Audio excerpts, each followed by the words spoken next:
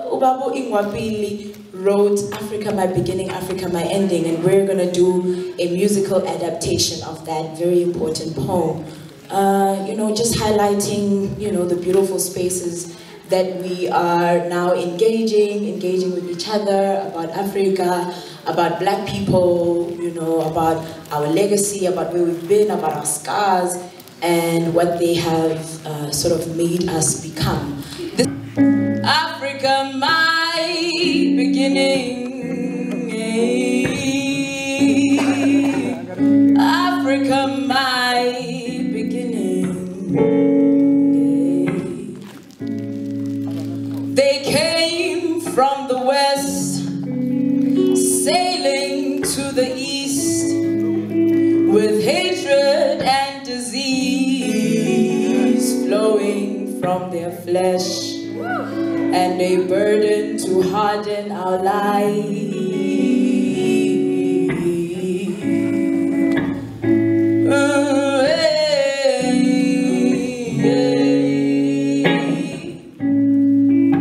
They claimed to be friends when they found us friendly, and when foreigner met foreigner, they fought for the rain. Exploiters of Africa.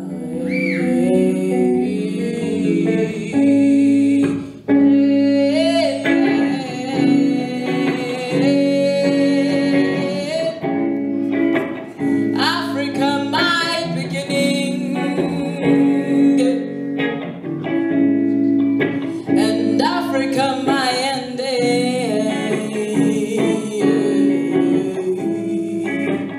Africa, my beginning, Africa, my ending.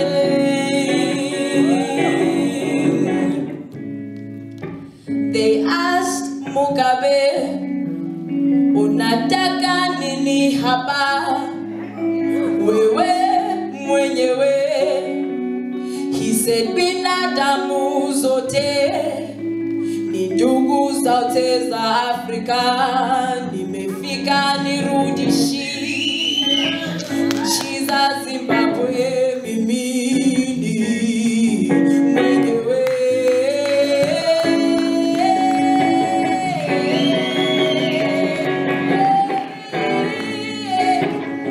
Africa, my beginning, and Africa, my ending. Africa, my beginning,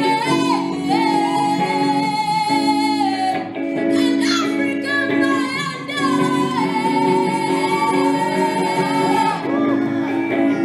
Suckers of my country, they lay their sponges flat on its soil and absorb its resources to fill their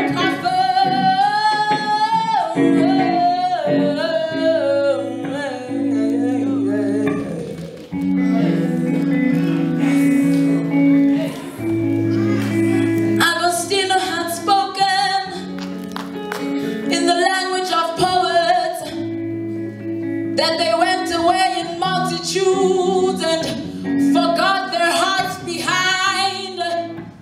But late is never a bad start. In Africa, my beginning. In Africa, my beginning. And Africa, my ending. I remember Jatoivo. Namibia is not lost. Nujoma is not idle. He'd be coward if he was.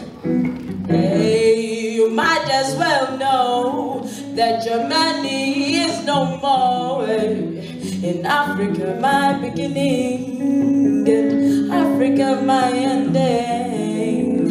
Azanian, here I come, from apartheid in tatters, in the land of sorrow, from that marathon bondage, the shuffle massacre, the flames of Soweto.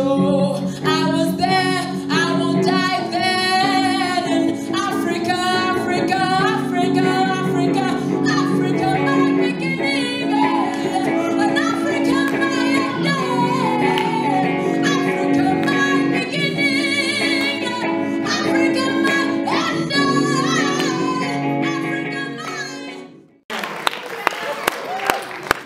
One more for Nomashenge and Tito.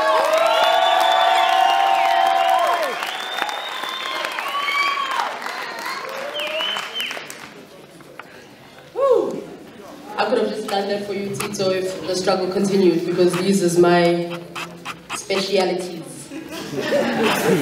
Plugs and things. I don't know what that is supposed to mean. Oh my, is that not a way to start the evening though? It's not that a way to start the evening though. Oh my God, guys, you look so beautiful filling up the theater. You look so beautiful. Let's do this all the time when people have shows, yeah? Yeah? My God. On stage now, I'm going to call a very beautiful darling who is just, you know, a drip of milk, I don't know, poets, something, somewhere there. A drip of milk over there, just laying over there. My very good friend and awesome writer who recently also published and debuted a book, Serubele. Give it up to poets who published and done such wonderful things. She goes by the name Katleho Shoro, MA, and the MA is very important, especially among us artists who go to school to study the things and to come, you know.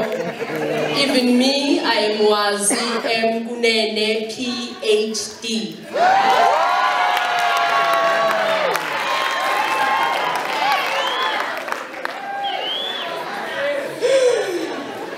Please help me desperately.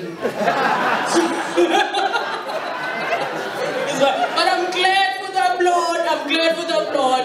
Everybody, we're here for poetry, for celebrating the legacy of Tata Mandela. On stage, Katleho Shoro,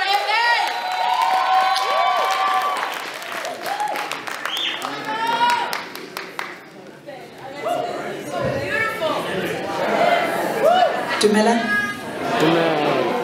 The guy.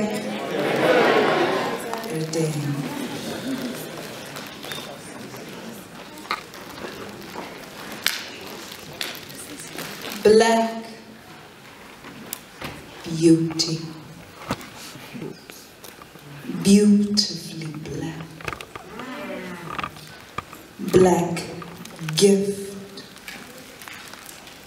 Gifted as black. Gifted and black. Young. Black beautifully young. Black always young. Black too young. Black too beautiful. Beauty too black. Black too black. Black fades to black. Is black beautiful? Is black beauty beautiful? Is black youth a gift? A beautiful gift? Black, you've been playing at puppy. Eyes coy, head tucked, tail stuck between trembling hind limbs. You've been hiding. Tricked yourself into limping, dragged dust, plush grass, blunting your claws. You believe this to be yours? Domestication, proudly spitting whispers at neighborly dogs. Behind well-welded gates, tailor-made nooses, and faded khafar signs, nighttime you beg to be fed, processed, regurgitated leavings with the jack Russell you share leftovers with. The sterilized Jack Russells burrows and yaps more intently than you suck air and let it teach you to life chew. You, no bug. Stump. Backyard understatement, unwanted. Guest. Yes. Unbefitting. Tripping over your whole self and air and accidental human praises too. You believe it to be a mistake to abate from bed rest. At sunset, from between rocks, scorching rocks, or under little leaves, and do so comfortably, you think it a practice of cowards, so you dare not answer even to the crevices of small stones tossed together by August rust round past. Peeping, it is summer in full. The earth-heating heat has been beating clouds out of the sky, patiently creating a desert just so that it can have a patient conversation, intimate with you. And what do? You scurry to the shades of actual stumps, trees mourned, long dead but still seen, wanted, adornments, roots still occupying space. Their barks are too jealous to even let succulents grow atop. Oh, scorpions, stop! Dislodge your tail. Sharpen its tip. With the chips of boulders you have been too afraid to call home, or use those idle pincers, or meditate on the class of venom set aside for those who think you are unworthy of strutting on urban rockeries or free to leave. Oh, Pepe. Arachnid. Spread out all your limbs. Listen to each click, ceremonially. Let it remind you that those who came before you outlived fossil giants now living and existing in imagined memory. Your kind long outfasted saviors and wore out the attempters. Oh, Rachnid, Pepe, starved scorpion, leave the leftovers to household puppies. It's time you went hunting.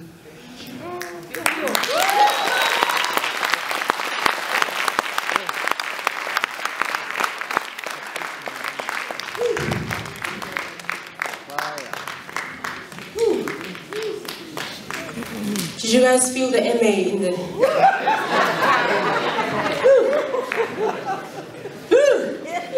It's a lot. Another round of applause for Katleho Shoro. I'm struggling with the mic here. I think it bowed. I think the mic bowed. I think it just, felt your presence. Ah, man.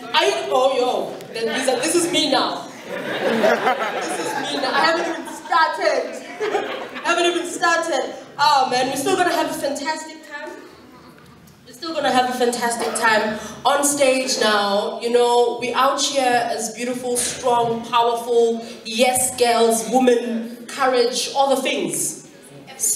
All the things, sitting there, taking the stage, powerful as ever. And we decided, and we spoke to ourselves, and we're like, you know what, let's give also our kings, maybe one of them,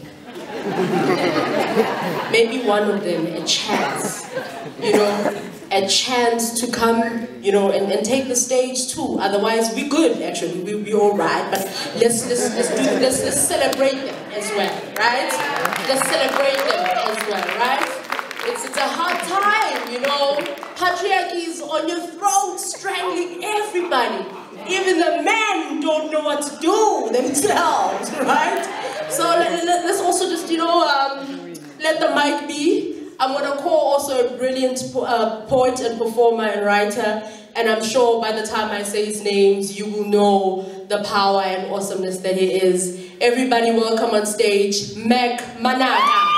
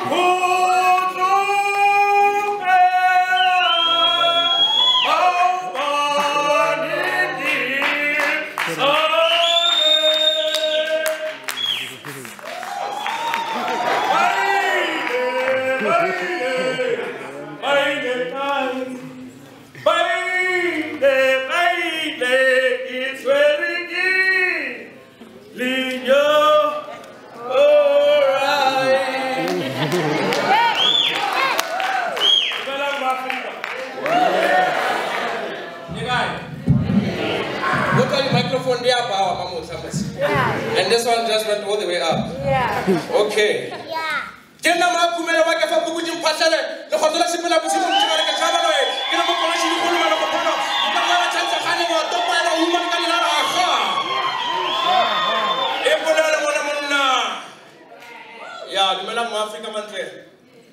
And before I can about that being serious, it's my boy's 13th birthday today.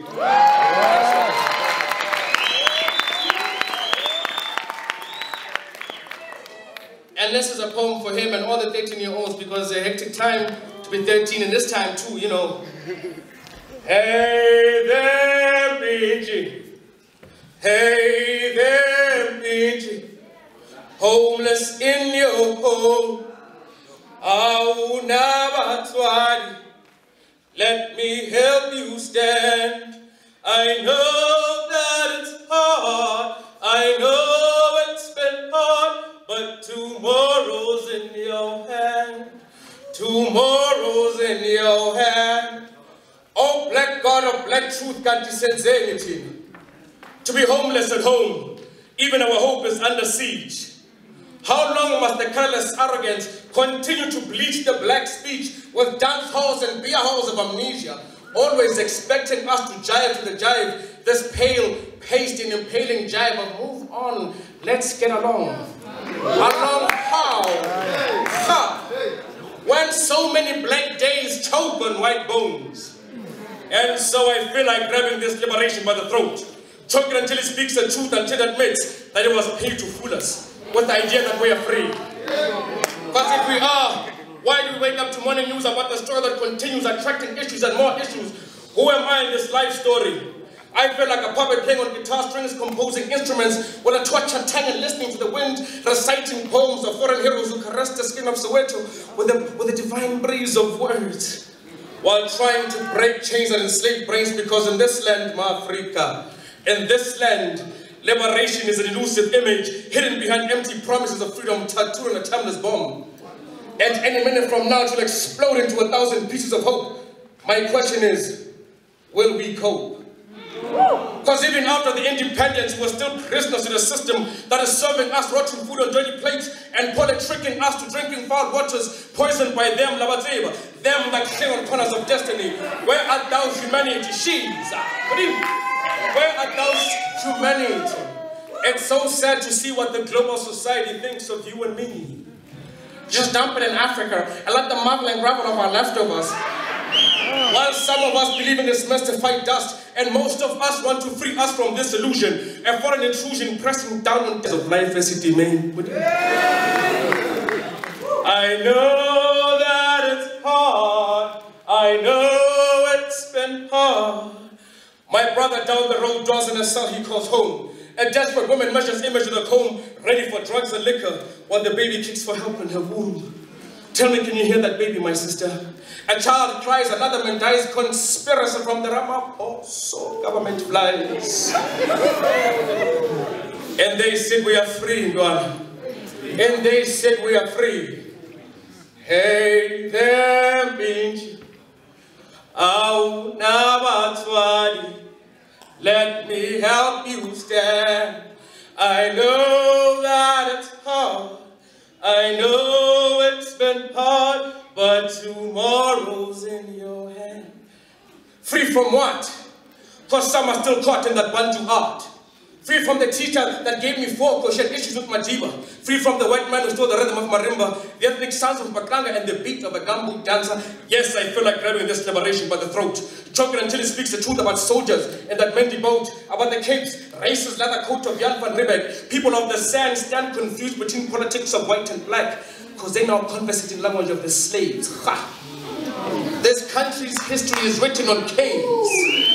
Pain of a million souls flow from valleys to dark alleys, only to give light to children that will also speak of this planet. So I want to be free from the present that imprisons that brighter future. Because 10 years from now, Afrika Month Celebrations, 10 years from now, I want to see myself as a struggling writer, juggling words to provide a family. And so change and expand are my biggest priority while I emancipate myself from mental slavery, because no one but us, Africa, no one but us will free us. And so, hey then, Wana. Hey then, Wana. Wali Prugo Lako. You are not a fool. Remember who you are.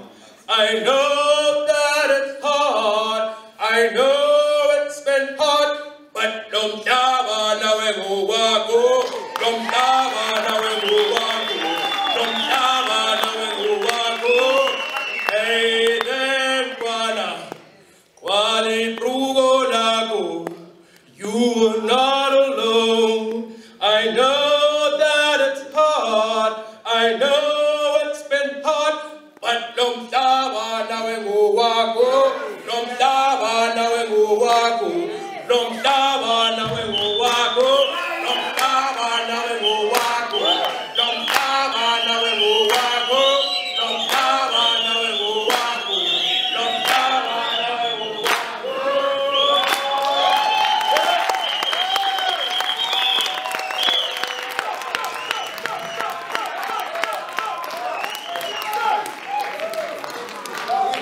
Yeah, don't daba na wengu wako, baby. You know, what a piece of ground. Damn it! White men don't stay too long.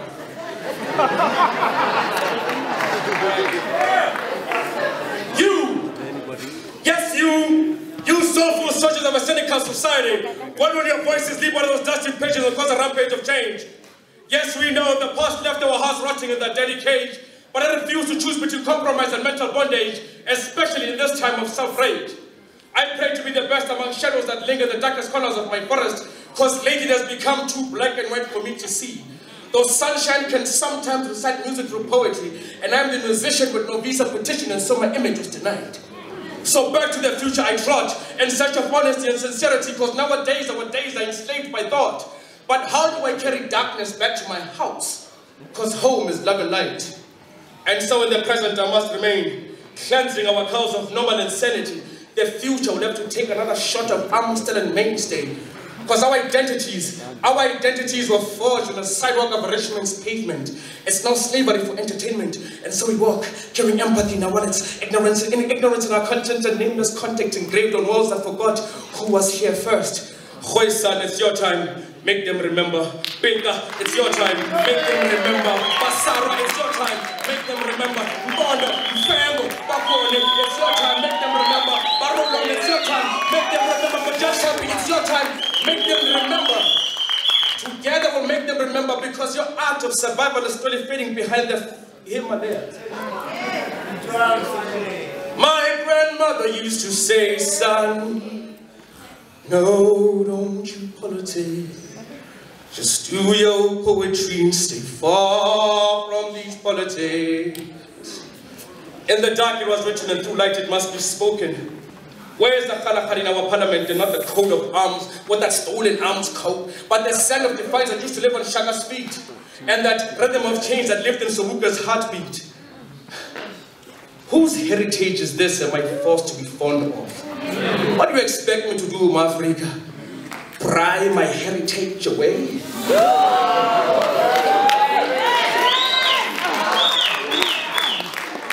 Where are the forgotten heroes in the dingy corners of our ghettos? Where are the forgotten heroes in the dingy corners of our ghettos? Because our cities and our villages and our towns are saturated by the past dark shadows. And out of all this rubbish, a voice of reason shouts, we need our own to look up to. Because sons and daughters of the black, yellow, and green are dying of green expectations. See them bleed of desperation. No, don't you politic. In the dark it was written, and through light it must be spoken, that our liberation was born out of fear. How long must this liberation continue to promise false lies and whisper false lies in our ears? Believe me when I tell you, Afrika Month, poverty will be some child's Christmas gift this year. In the dark it was written, and through light it must be spoken. In the dark it was written, and through light it must be spoken. The humble presentable dies from alcohol, and the holy hope in the heart of our Pope signs the church with papers that to lies that carry papers of misdirection. Why should the human heart feed off corruption? Listen to the white elephant crying to me and you, singing chimurenga and the blues in search of food and any pair of shoes. Because children born of ruins are getting lost in their own colors of pride. Ha! They give me the land back now. I'm kidding. No. My grandmother used to say, son, no, don't you politic. Just do your poetry and stay far from these politics, 'cause they will hurt you. She worked herself to death, hoping to make a bit of wealth, but then she suffered more when politics came knocking at her door. I was born in the warmth of her blues, raised by her laughter, taught how to walk in her shoes. My grandmother used to say, son, man walks out in his family for another man, while mother murders the feelings trying to understand, and their children bury their anger with beach sand. Durban can be depressing in summer. How crooked was the hand that wrote you that love letter, my sister. But I as a sinner will tell you, it will get better. Just believe in grandmother when grandmother echoes out, because they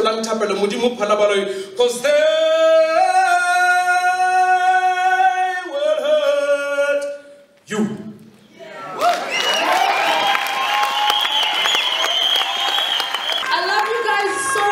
Because you know the rules of going to a show, especially a free show, because sometimes people come to a free show with such attitude. You ask people to clap after a dope performance and people are just like, hey. No. You must learn Ushawa Izanga every time if there's someone on stage. You must just learn in life to clap. You must not be a jealous person. For your friends, learn to celebrate, learn to clap hands, you know. Oh my gosh. What is this? Nobody gets paid to be a hater. Nothing. No hashtag, nothing. You don't get extra followers. Nobody sees you hating. Learn to celebrate and love the people. Are you guys having a great time? Oh my gosh, we're still gonna have a fantastic time, guys. The man of the match is still coming. Still gonna give us what we want to know more and celebrate from Jamaica. And we're still gonna have music by Cameron Watt, Tlale Makane, and Randall Skippers. It's still gonna be blazing, it's still gonna be hot. And I told you guys when we started that we called excellent poets to come on stage. And that is why you see me here being your MC, because I'm one of them.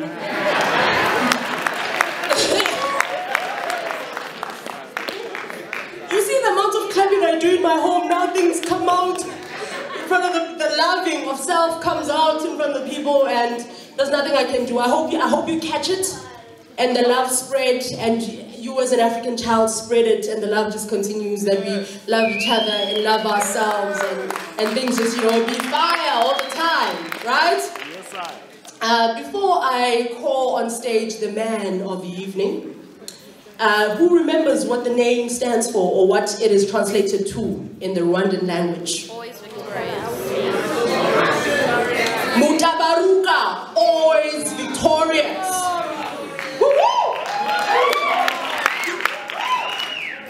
Okay, before I do that, I am also going to deliver a young one. Not give birth.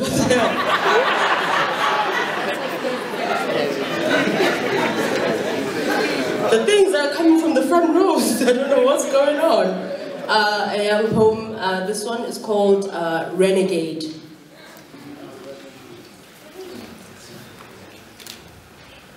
There you are, spilling off your shadow. There you are, spilling off your shadow.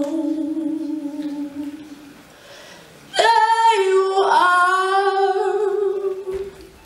spilling off your shadow for a drink of air. There you are, spilling off your shadow for a drink of air. Times be rough now. The air is elusive. The air be lurking, times be tough now. And there you are, spilling off your shadow for a drink of air. Times be tough now. The air is elusive and the air be lurking. Times and times and times again, there you are, spilling off your shadow for a drink of air, 'cause times be tough now. The air is elusive, the air is lurking.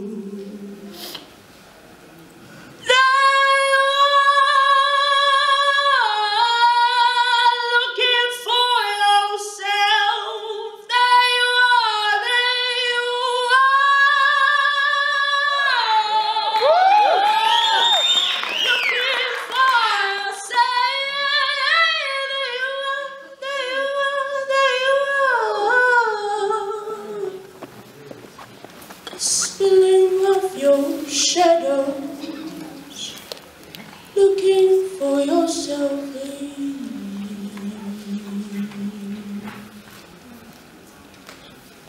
From the pit of your facade, you emerge a renegade, a thirsty savage, barnacles. I can eat a woman, a coming of an overthrow. I am a woman, I will eat a man. A paroxysm of purging, God, I ate God. From the pit of your living, time undergoes a seizure. You are living, eternal pandemonium, fitful rest, my father's clone, convulsing in death and birth throes, sparring with the illusion in of bondage. There you are. There you are. There you are, looking for yourself.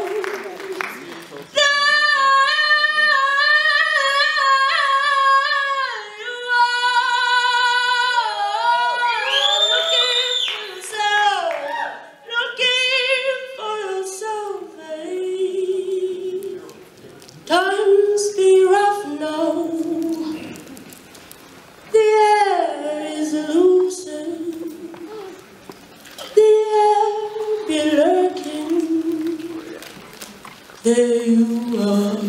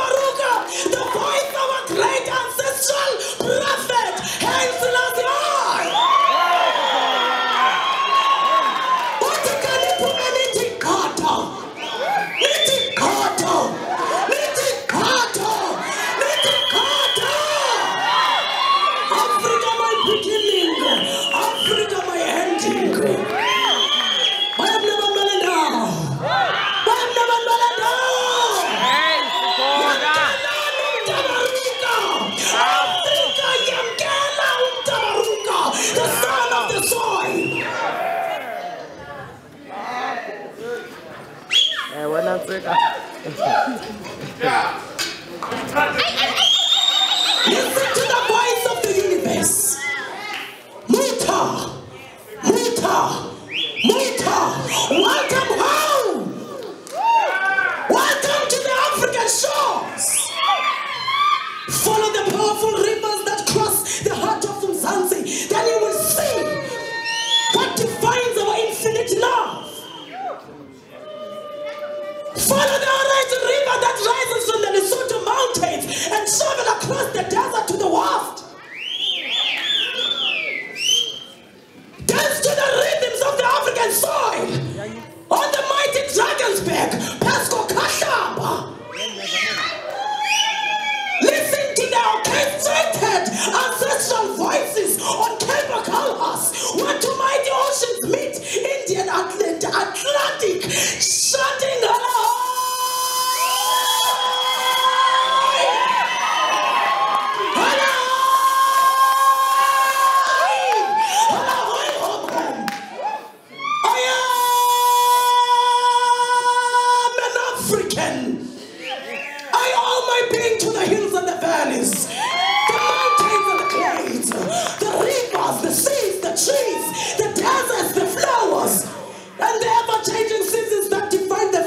Native land. My body has frozen in our latter day snow. It has thawed in the warmth of the sunshine and melted in the heat of the midday sun. The fragrances of nature have been as pleasant to us as the sight of the white plumes of the citizens of the veldt. The dramatic shapes of the mighty Drakensberg, the soil-colored waters of the Ligwa, and the sands of the Khalahati have all been the partners of the set on the natural stage of which we act out the foolish deeds of the theater of the day. Remember, we are the ones we've been waiting for. We are the ones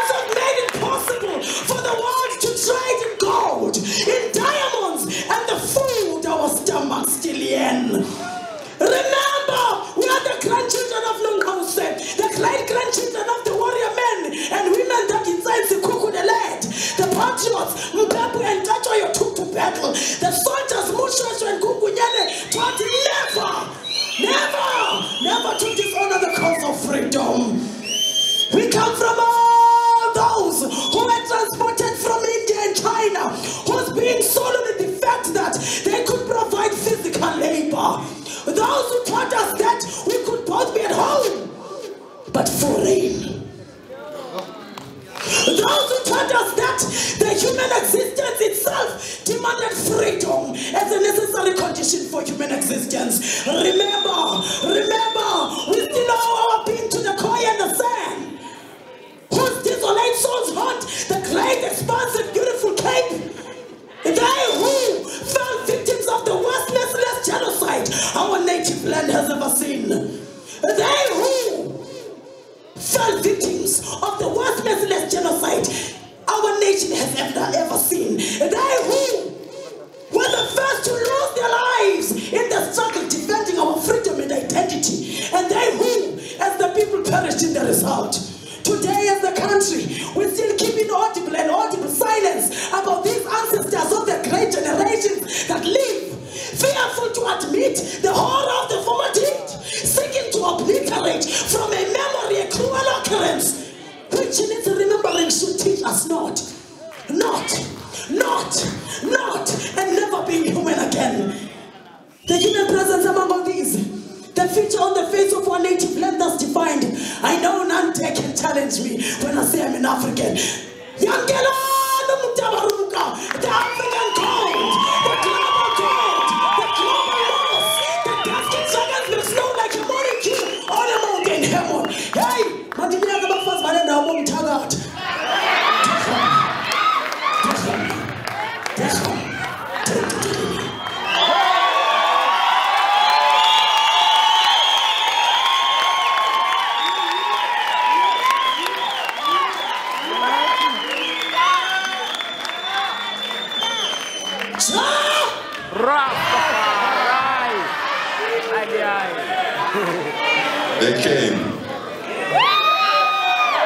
They came in wooden ships. They came across the Atlantic Ocean. They came to the west coast of Africa. Ghana, Senegal, Gambia, Nigeria, Sierra Leone. They came 400 years. Our blood, sweat, tears, piss and shit. But we survived.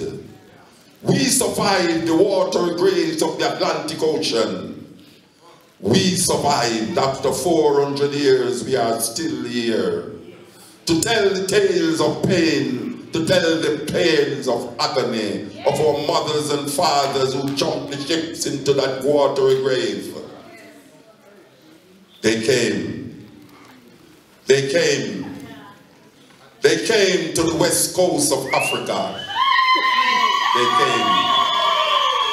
Freeman. I sang songs of freeman. My mother, chained to me, chained to them, I cried. Cried because they took my brother. My brother, still sucking my mother's breast. My brother was fed to the sea. Oh, how I cried. My mother, they whipped her because she cried about them whipping my father. She the slave, he the slave. Then I would arise at sun nearly rise, working away my life. No name, I knew no name. I the forgotten soul. Whipped to live, whipped because I lived, whipped to death. They came. They came in wooden ships across the Atlantic Ocean to the west coast of Africa. They came, but after 400 years, we survived. We survived those watery graves, those wooden ships, those piss ship tears. My mother they whipped her because she cried about them whipping my father. She the slave, he the slave. Then I would arise and sun nearly rise, working away my life. No name, no name, I knew no name. I the forgotten soul, whipped to live, whipped because I lived, whipped to death. Today I sing songs, redemption songs. Freeing mother, freeing father, I sing songs to be free. Freeing I the slave, I the slave.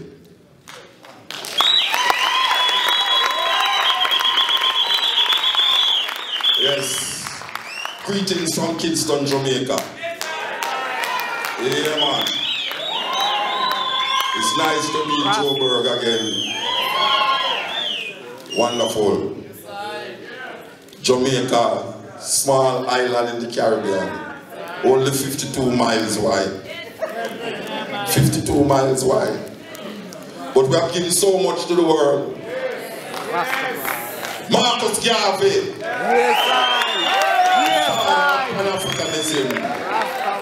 Marcus Garvey have influenced so much African leaders. Marcus Garvey. Bob Marley. One of the greatest musicians ever to pass this side of the earth. Bob Marley. Reggae music. The heartbeat of the people. RasTafari. They say it's a new religion. Usain Bolt, the fastest man ever lived. So much things to give thanks for from that little island that is only 52 miles wide. 2.7 million people. But we are here. We are Africans. No matter what they want to call us. Jamaicans, Trinidadians, South African, all these things. We are African. We are Africans not because we're born in Africa, but because Africa born in us. So they took us out of the land, but they can't take the land out of us. And they steal us, so much things that them steal. But as I said, we are here. Give me this, give me that. Give me back me everything you got. Give me my philosophy you carry to Greece. Thief, Homer and Socrates. Give me my historical masterpiece. Give me back my name. Give me back my calendar. Give me my books of tea from Alexandria. Give me my queen like Cleopatra. Me no want to hear about Queen Victoria.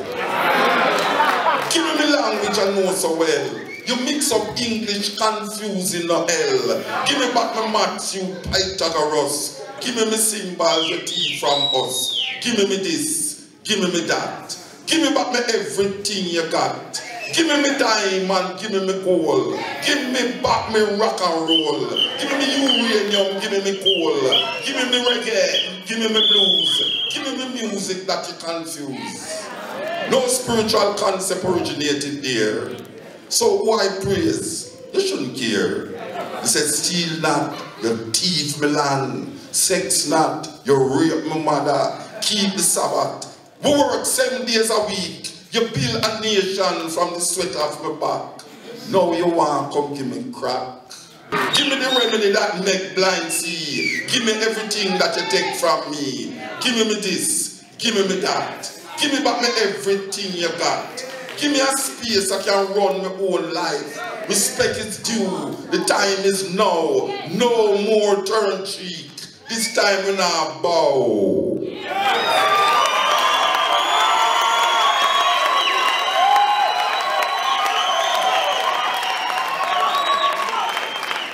Yes.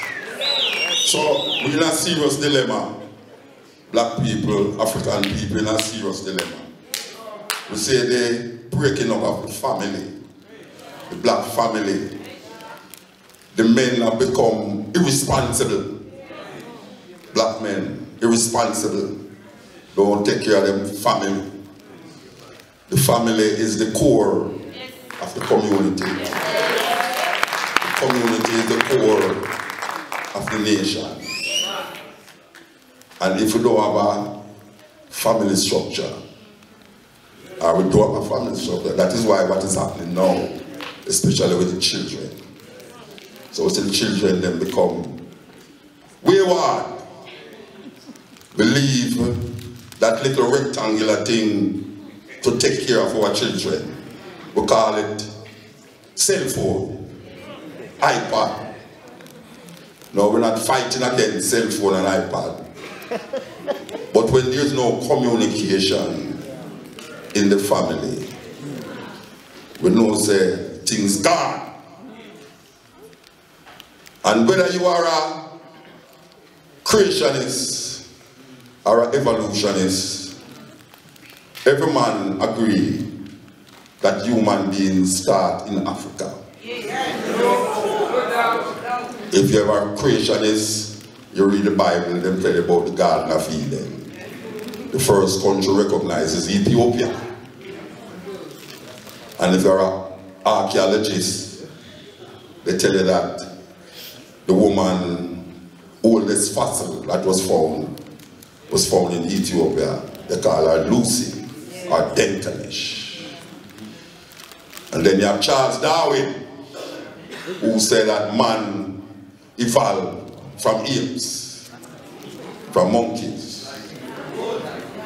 But meanwhile, we might not agree, but we see that man behaving worse than monkeys.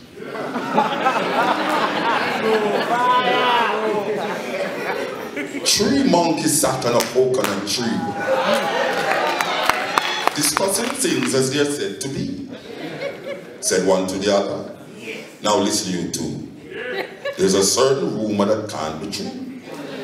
That man descended our noble race, this very idea is a big disgrace.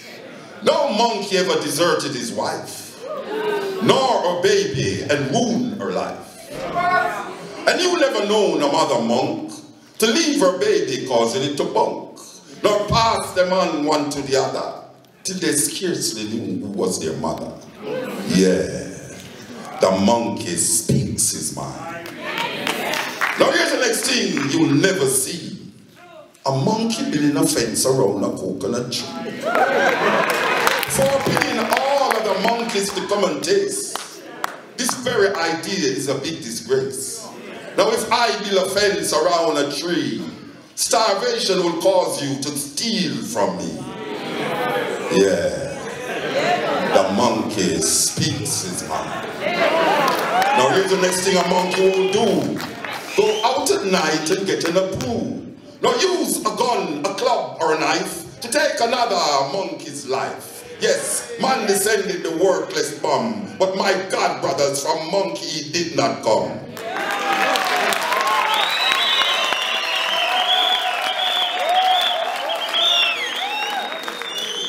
Terrible thing. Yes.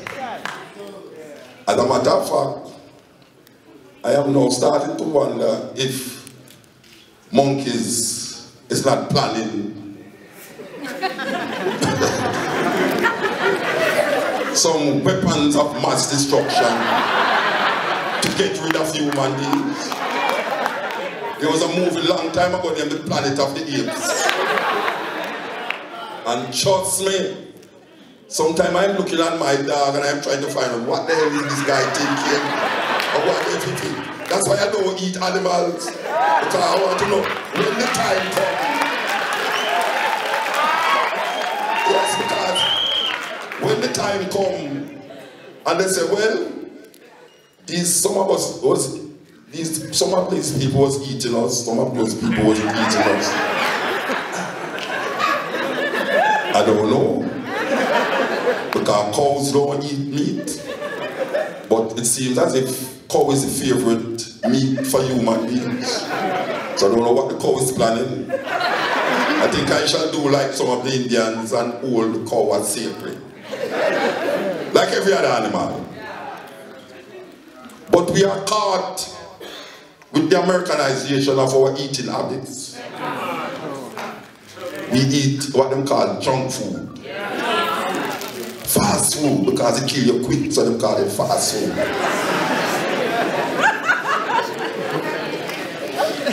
we are in Jamaica, we used to sit around the dining table and eat with the family.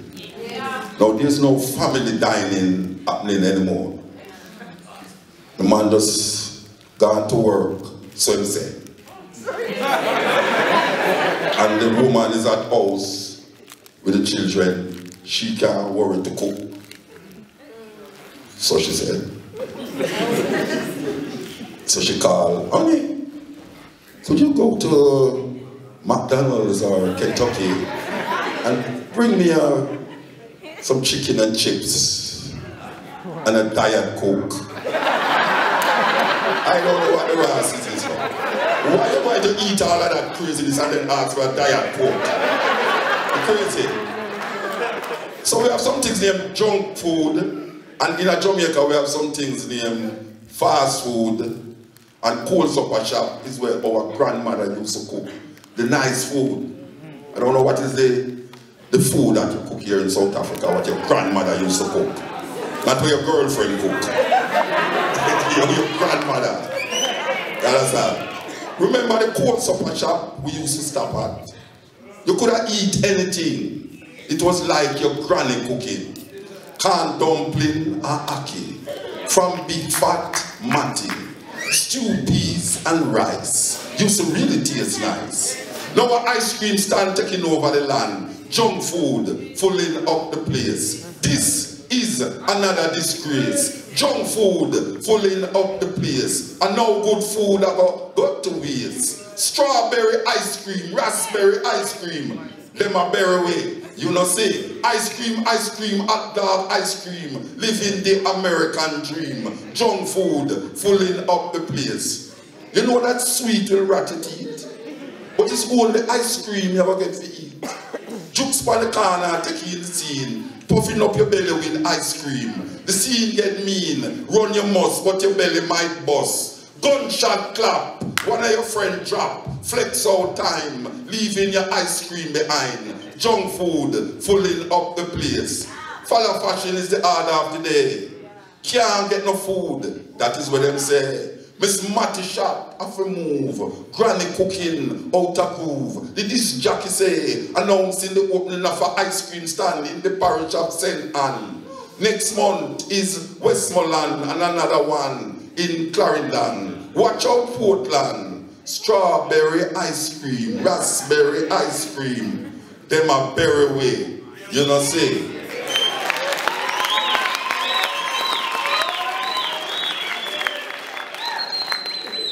Speaking of food, you know, say young people now is dying from sickness that is only old people used to have. Yeah, when I was growing up, and I hear about diabetes and hypertension and all this, it's on the old people I hear of them things. Now young people in them teenage life have tumor in them brain cancer, have all sorts of things. What is the hell is happening? Because we don't take care of everybody. You know, a man buy a brand new car. If the car had a sign in it, a Benz said, no smoking, smoking will clog up the engine. You're not going to smoke in your car. And your body, what's more important than the car? The man who makes the cigarette, write it on the box. Smoking kills. What kind of mad people do that to themselves? The man who made the cigarette write it. Warning. The Surgeon General warned that smoking is dangerous to your health. And you still go and buy the cigarette and puff it and puff it and puff it. And then when somebody say, you smoke, don't you say, nothing not happening to me. Yes? Look here. I know a man who used to smoke for 20 years. And you go to him and say, look here, it's 20 years I smoking. And I go to the doctor, nothing happened to me. The 21st year, you go to the doctor and have a lung cancer.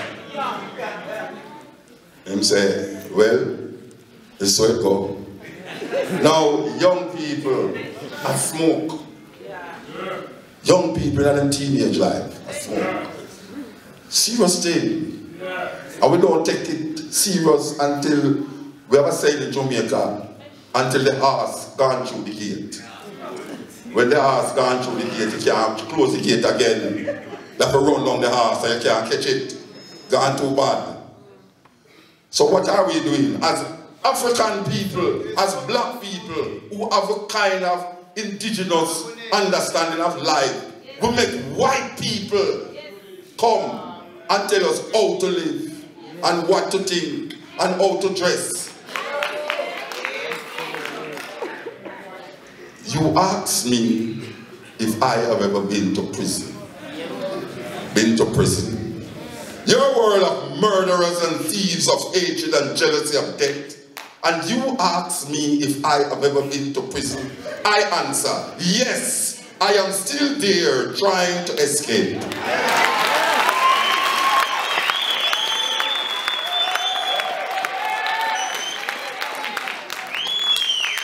What the hell wrong with me?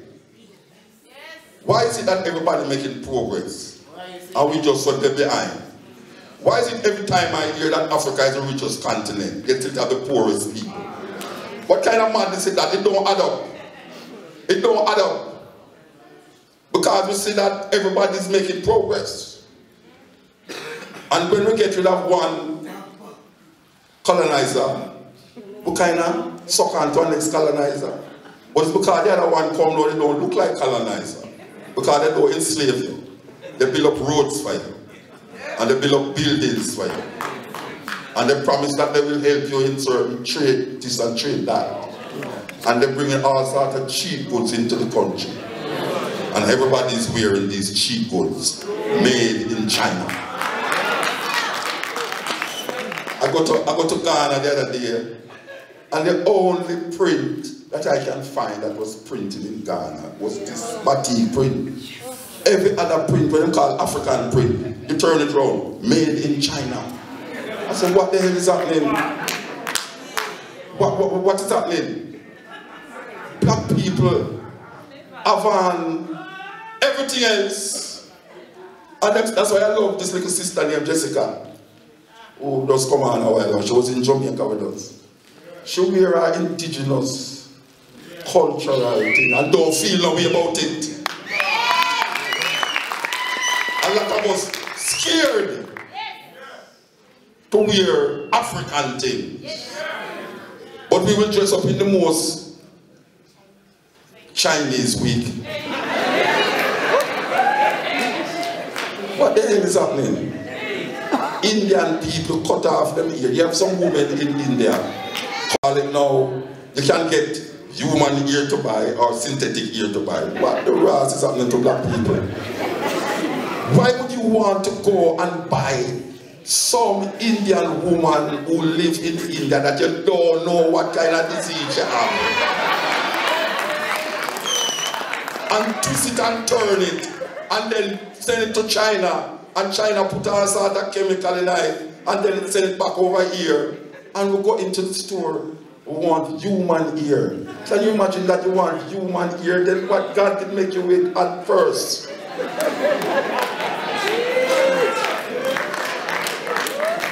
What is wrong with black people? Why everything else look good except what we have? We have Africa. Alright, we're not blaming the African to take out, to enslave African. But look here now. The man come with the Bible and him gone. We have spear. God will not so savage. Even though the feast we used to eat them. Maybe we wouldn't better if we couldn't eat them, but that's another argument. But the man come with the Bible and him gone. And tell them must close their eye and pray. And when you open your eye, the land where you stand up on and take it away. And you have the Bible every Sunday and wait on him to save you. White man God cannot save you from white man oppression. It don't make no sense. It don't make no sense. Oh, we stay so. And we can't see it. And we see it and I ignore it. Steve Biko says, the greatest weapon in the hands of the oppressor is the mind of the oppressed. Steve Biko comes from South Africa. The greatest weapon in the hands of the oppressor is the mind of the oppressed. So when you think say you're not a slave, because you don't have a chain on your foot, think again. About maybe you can't think again. Because you hold on them politics, and you hold on them religion, and you can't situate. Last night we asked some people to close their eyes and think on Jesus. And I'm going to ask you to do it too.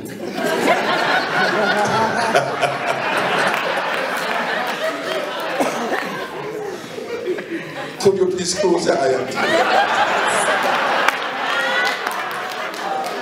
I know it sounds funny for me to ask you that. And I know it's not a church, but I know that if you close your eyes and think on Jesus, the image of Jesus is a white man you're thinking on. How them get you to do that? Even when you close your eyes, them don't have no gun prior. Them never say them boy steal your land. Because them have it already and you don't have none. How them get you to close your eye and pray? And it's them you think pan to save you. And it's them put you in the position and now you want them to take out your position. Then what happened to you? What happened to you? Self. That is really where we miss out that equation. Love for self. Marcus Garvey said, if you have no confidence in yourself, you're twice defeated in the race of life. But with confidence you have won even before you have started. The words that should I in the Bible, but because them stop read Bible, stop write Bible now. Them not going to put them words in the Bible because God don't write them want to write already according to them. So we have a virgin from this country here named Lucky Dube. Anybody know Lucky Dube? I'm a virgin, personal virgin.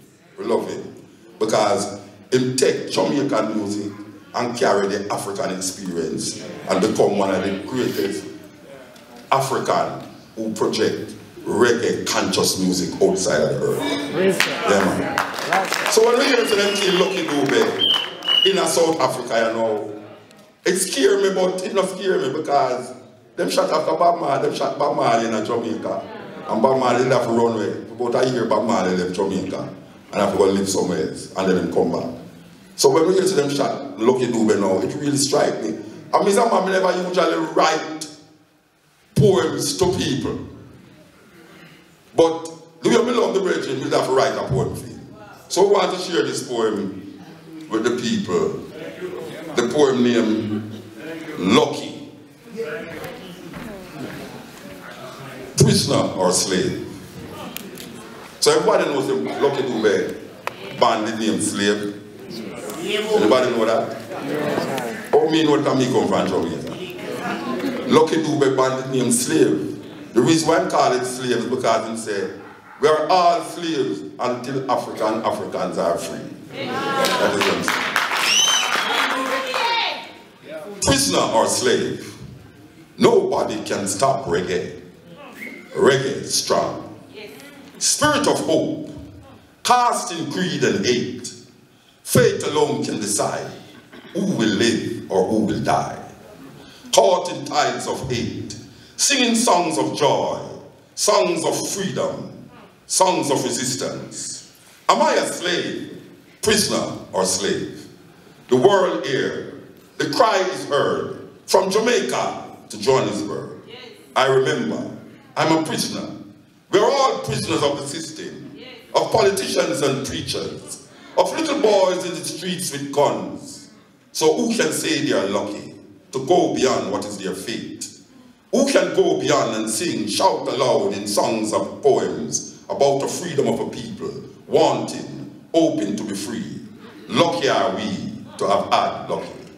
The bullets echo, but the ballads echo more, reaching further than any bullet can, piercing the heart of many who seek freedom. We are lucky. Nobody can stop reggae. Reggae is strong. Spirit of hope, So we are lucky. Bullets cannot, will not stop reggae. Lucky are we to fall and rise, lifting up the world, shouting, chanting, singing songs of freedom for those yet to be born. In this world of bullets and little boys on streets filled with hate and greed.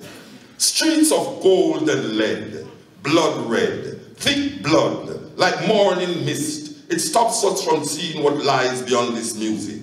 This reggae music brings a wind that blows away this misty morning, moving the shackles from these prisoners, these slaves, waiting on the right time, when these little boys with bullets of hate will listen to the sound of hope and become lucky, and no more will they be prisoners or slaves. So the chant is out, lucky are we, nobody can stop reggae, reggae strong.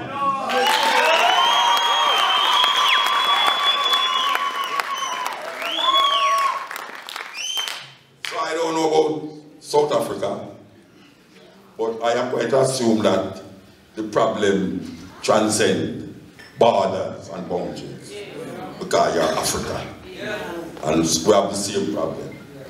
We might not solve it with the same solution, but we have the same problem. And the problem is that we were taught that black is ugly. Black are ugly. We head picky. You know, we don't look good. Because remember, if you close your eye again,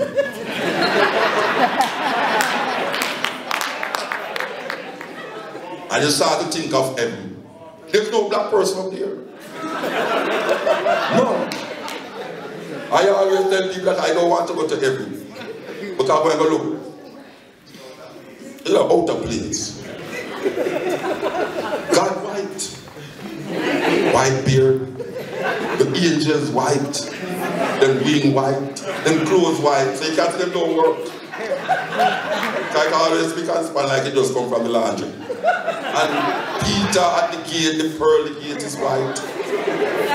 And we all sing, whiter than snow, Lord, wash me and make me whiter than snow.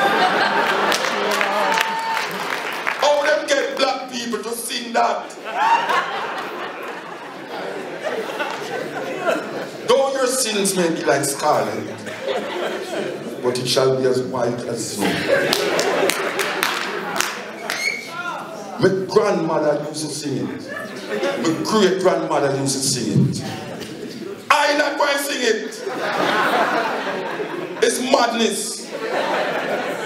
We are suffering from trauma. We are traumatic. If a man writes a song like that to you, and you singing that you want to be washed whiter than snow, and not only that, they want you to be washed in the blood of the Lamb. What kind of madness is that? All them tell we say we used to eat people, our savage. And they want you to be washed in the blood of Jesus. How much blood Jesus has? So it's 10 million people in the world. I used to go to Roman Catholic Church. My mother sent me to Roman Catholic, not because she's a Roman Catholic, but because that's the nearest church to the house. And the preacher is telling you that they have a little thing that they put on your mouth named Eucharist. And they put it in your mouth, and it's supposed to represent the flesh. Anybody know about these things in South Africa? Okay. So all of us got caught. They have this little thing they put in your mouth and they call it the Eucharist. And it's supposed to represent the flesh of Jesus Christ. And the man said, take this. And you said, me my father.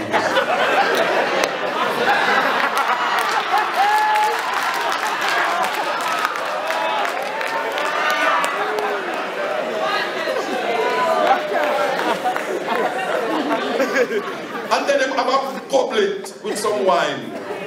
And that represents the blood of Jesus Christ. And every Sunday for 400 years, black people go to church, drinking the blood and eating the flesh, and them don't want people to call them cannibal. Who is cannibal?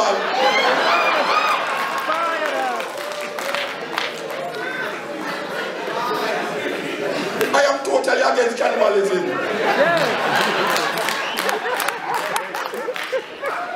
Fine. We don't think about that. That sounds strange. That a man might say, wash in the blood of the Lamb. Jesus Christ is the blood. And a man send him only son. Him kill him only son. That whosoever believeth in him should not perish but have everlasting life to save the world. And 2,000 years ago he died and the world worse. Worse. What happened to our indigenous belief? What was it that our ancestors was doing before the Europeans come here? Before the Arabs come here with them Islamic argument? What were the Africans doing? We had a system, an institution. We had social order. We never have no old age home. Where leave the old people them because you have to go to work to get money to pay the person who's looking after your money. We never have that. The child used to be taken care of when the family is not there. The whole village take care of the child. That's before the Europeans come. We had science and technology. The idea of just chopping down a tree and carving it into a boat that you can go and fish. This science is one. Rastaman come show me about eye and eye. And everybody thinks when Rastaman say eye and eye. Look how you don't understand what eye and eye mean. Then when eye and eye say eye and eye, how people say, oh, tell me something. Muta, you didn't go to school? There's no such thing as eye and eye, it's you and I. Then oh, then come now with iPad, iPhone, iTunes.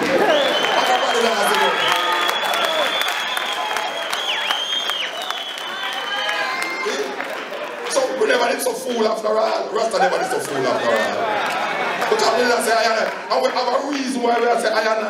Because when we look at the next second person, and we say, but we don't see no second person. It's one person, I and I. Because they don't understand them against it and don't understand what we say, look here, when I look at you, which is what you call you, I don't see you. I don't see no second person. It's I and I is one. I need it. That's what Rasta show. But we don't fight against the I and I. But when Jobs and all these guys come and say iPhone, iPad, iTunes, this and that, nobody knows that we're out from iPhone. I'm my phone. Terrible. So the black thing is a problem. Because we say black, you know, so when I close my eyes and think at hell, it's pure brown people who sit down there. Because the fire starts them skin, so even them the white, them get tan. And the devil definitely is the blackest of all. You get duped. I don't have a color problem. I see everything black. When I walk at night, I don't see no neon light. And at Christmas, nothing for me done white. I see everything in black. Black dungeons holding black bodies to be sold for a price. I don't have a color problem. I come from a black womb, enter a black world, filled with black devils, doing everything black that was bad. In the blackest corner of my mind, I created nothing of color. My soul filled with devils, sowing seeds of ugliness, black magic, casting shadows of past pains. Ugliness prevails, black at sin. Yet I entered a black flesh that conceived a black child who was taught on a black slate by way of a blackboard. I learned about the black market. Bodies sold on auction blocks. Money sold for what it's worth. I don't have a color problem. I see everything black. Bad luck keep passing my way by way of a black cat. So I write a letter and blackmail it. Blacklisted for speaking about the dark continent. My mind like a sponge, absorbing, yet like a mirror, reflecting. The rain clouds have covered the rainbow. I am the black sheep in my family. Yet, I don't have a color problem. I see everything black. I remember them telling me black is not a color. Color is not black. Remember that King Cole was black. Black makes sense. Black makes no sense. No sense in black.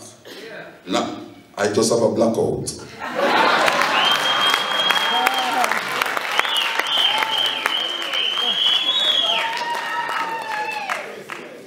It's strange how over the years we get duped with certain simple little thinking.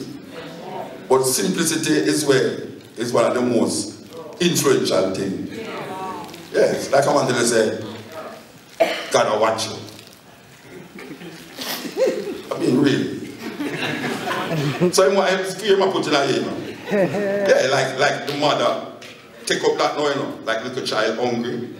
And the little child get up in the night and go in the fridge. He said, what you doing? He said, Mama, hungry. But why you stealing it out of the fridge? You don't know that God is watching you. It's you are watching you now. They're parents that was a child. But you start telling them something out there. Like, young people don't fear that again. Maybe you didn't fear that when you're young, but young people don't fear that, but God will watch you. What are you talking about? Which part is there? Santa Claus. We don't have Santa Claus in South Africa. We don't have Santa Claus. This is how a fat man down here. They must have Santa Claus. Santa Claus. Can you imagine a black woman and a black man for 300 and odd days out of the year? Them take some money and buy a gift for them child and go outside and cut down a tree but take all 7 years to grow and put it in them house and put some cotton on it like it's snow don't fall in them country and then put the present under it, and when Christmas Day come them take out the present and say to the little child, Santa Claus brought this weather. I mean, really?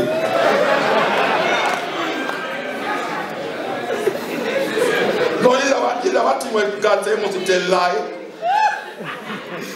And you tell you, to me, say, after you work so hard, you couldn't go tell the people, say, you know, say, it's 1 year now, I'm trying to see him to buy you this gift, you know. And I hope you appreciate what I do, because a lot of things I didn't get because I wanted to give you this gift. One big belly, obese, white man. You tell them, your fitness say, is that this? I want to tell you now, Santa Claus is a pedophile.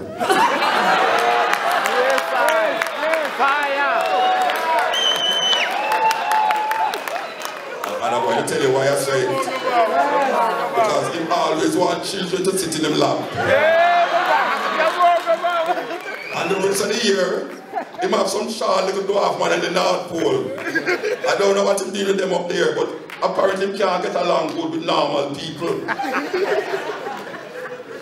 Don't trust your children with Santa Claus. Because it's a lie. It's a lie. But it helps to perpetuate something named capitalism and the illusion of white supremacy. Because that is what it is all about. It's all about white supremacy. It don't have nothing to do with nothing else. Or you can shape your way, your logics and your understanding in the minds of some people that you feel don't have no sense. Because if we didn't really have sense, all these years we have about it and about it, and we have done the same thing over and over. If you did the same thing the same way all the while, you're going to get the same result. You're not going to get no different result. So the black thing become a problem to black people. And we see white people spend millions of dollars every year to come at Jamaica, come lay down on the beach to look like me. And then them say, tall, dark, and handsome. I never hear them refer to one of them owners that way. It's a darkness. And we, Chairman, they make something that we can put on our skin to look. I think we're going to look like them. So black women, especially black women. And sometimes the man causes it too. Because the man them look like they want to look on the white woman them. And when the black woman she said the man and look on the white woman them, she said, oh, will she have a meaning of? Oh, it's the color. So she does a boom and try to change for her color. I want to change for her color and you hear him start to curse. And then you buy Indian hair. You know what this is? You look like you do it, you know. Believe me. You buy Indian hair for your wife? Okay. No, but the point is that we see more and more black people now bleaching. If you go to Senegal, bleaching is like a thing. India, bleaching is like a thing. Like, what is it? Black ugly, black dirty, you scorn black. Because how can you love black when your savior that you pray to is not black? It's a logic. And we have to stop using their logics. Because for them logics not getting us nowhere, getting them somewhere. How can you pray to an idea and a concept? If you still don't think about Jesus Christ around the table at the Last Supper, is some white man still around the table? Not even one black man around the table. When black man there in history, that time say we just come 400 years ago when slavery. Black people never exist before slavery. If you think about Moses is a white man, you think one. If you think about Pharaoh is a white man, you think one. If you think about Matthew, Mark, Luke, and John is a white man, you think one. If you think about Adam and Eve is a white people, you think one. How that possible? And the archaeologists them find a fossil 3.5 million year old. That is of a black woman in an Ethiopia. That alone should tell you something. We're quiet, beautiful. That means yeah, listen. How them get to it year in, year out. To think these things and imagine these vain things. And don't include yourself in our history. When our history is longer than their history.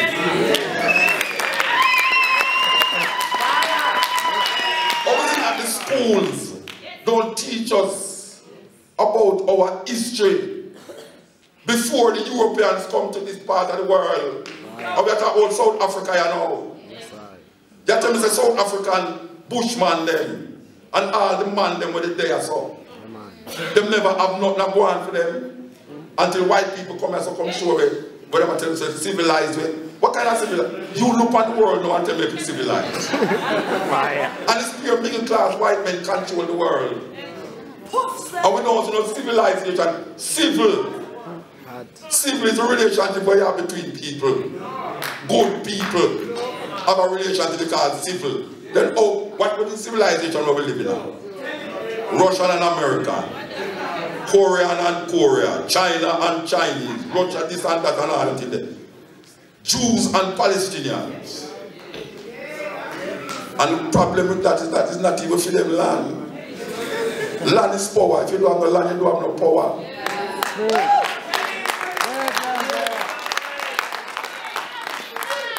Land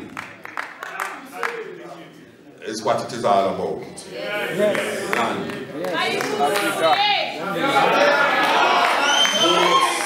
Wars that has been fought in the world was fought over land and the control of land.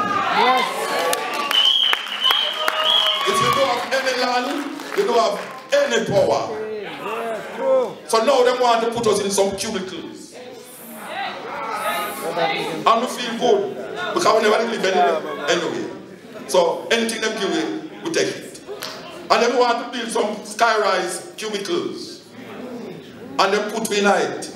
We used to land before the white man came. We didn't have land where children run up and down. And you have to look for your children then. And when you look over there, you see them play with a lion.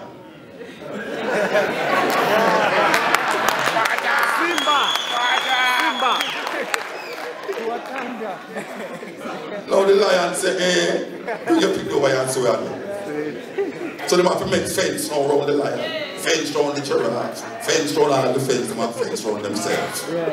Because they have build fence around themselves too. And we there, in these cubicles, and when you can't pay the rent, or you can't pay the lease, you have to move. So the cubicle, which part the cubicle make? It make on a piece of land. Who own the land? It's not you. It's not you. So whenever I give people a house to live in, give me a piece of land. Because when I build a house, I can't go and plant in the yard. That the children can't play. If you can't carry a lion in an elevator, go up 10 stories, I go to carry a lion, go up an elevator. Lion yam in an elevator before it reaches 10 stories. Oh, we get that way. Oh. Think on it. We get up every day, we go to work. We go to work, we go home. We're tired. We can't talk to people then. People don't want to talk to you because you are disturbing them in the You go to bed, you can't have sex with your husband because he's tired from sex when you are outside.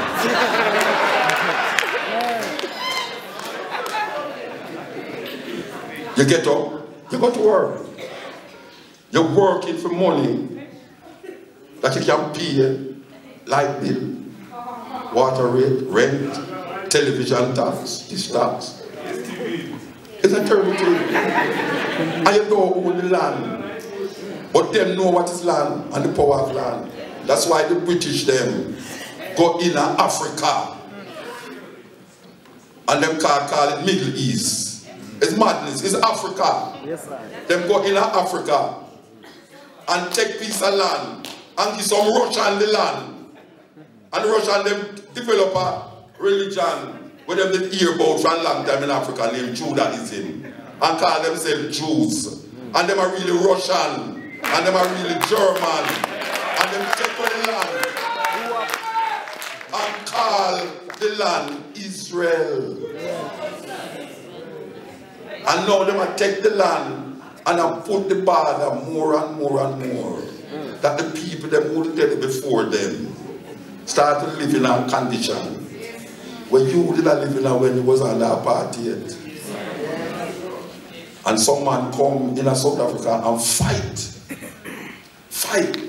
that you can't even sit down inside us or no. Yes, sir. Them fight for that. But guess what? Somewhere along the line the pattern get dropped. Because, we in Jamaica never have things say, yeah, but political power without land is no power at all. If you have political power, you can just show your face and say, well, I'm posing with the president of France, the president of this, and But you don't have no power because it's him of the land. And the land is where the economy grow from. The land is where the people them, because the people is the greatest resource them have. And if the people them is not comfortable in them space, they're going to turn against each other. And that is where we see going in everywhere. In Jamaica, in South Africa, the biggest crime rate them. Can we read about the crime rate in South Africa? And we have a big crime rate in Jamaica. And we realize about the people them don't have no land. Them call us squatters in Jamaica. Oh, you can't squat on land. I was driving, I was there. Bella, where the country Bella. Mother Bella, some name them people I don't know. But I had drive and I said, brethren, can the man show me say, you see all this land is white people own the land. And I don't look and I don't see no white people own the land. I said, weird. White people own that. They say, yes, all the land. And I had drive about 1 hour. And I see land. And I see that one white people there on the land. Somewhere where the owner there. They could have been France, Germany, or Paris, or some London counting out his money. And when I drive a little more distant, I see some little cubicle. It's the very same white people who gave you that platform. I see some cubicles make out and sing. And when I look in there, I still don't see no white people. It's pure black people. Jamaica is the same thing. Some people build some house and some gully and some river at the bank. But you wonder how the people that live that way there. But I don't see no white people in those places. When I go uptown, upscale, I see all the white people that live in. And the majority is Jamaican people is 99% black. And the little minority own the land, Queen Elizabeth. They have land in Jamaica called Crown Land. Crown Land, that the Queen, you know the Queen is the biggest landowner in the world. In the world. Should ever know some countries that you own, like Jamaica. And the people that want somewhere to live. Free up the land, white man. Free all Africans. Free up the land, white man. Free the Namibian. We don't have a compromise with no more lies. You left your land, run the Indian, call yourself American. Now you're in a family land, I call yourself South African. Free up the land, white man. Free all Africans. Free up the land, white man. Free the Namibians. Now the proverb goes, only who knows. Better the fowl come to the dog dead than the dog come see the fowl head. And if the water no run, it will stink like hell. Free up the land, white man. Free all Africans. Free up the land, white man. Free the land with a plan. Ireland.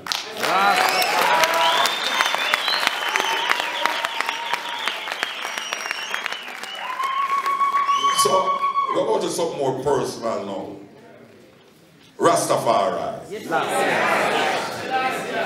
You know, so we got to hold for persecution for being Rasta. You know, Rasta go to jail. The only thing where two things Jamaica Rasta go to jail for. Them have some words in Jamaica them called bad word. Like Ras. If I say Ras for the stage in Jamaica, the police will come take me off the stage and charge me. So I am glad that I'm in South Africa that I can say Ras. I tell you. Alright. So Rasta go to jail for bad word, them call it bad word. And ganja. Rasta go for, that's the only thing them used to lock up Rasta. Because we never used to do nothing else. More than chant, RasTafari, or we are eat with idle food, and we lots and everything there. But guess what now? We go through the most persecution, not only from the system, but from the normal people. Ridicule Rasta. For years, them are ridicule Rasta. Rasta, your ears tear so. You know, say your ear want cut.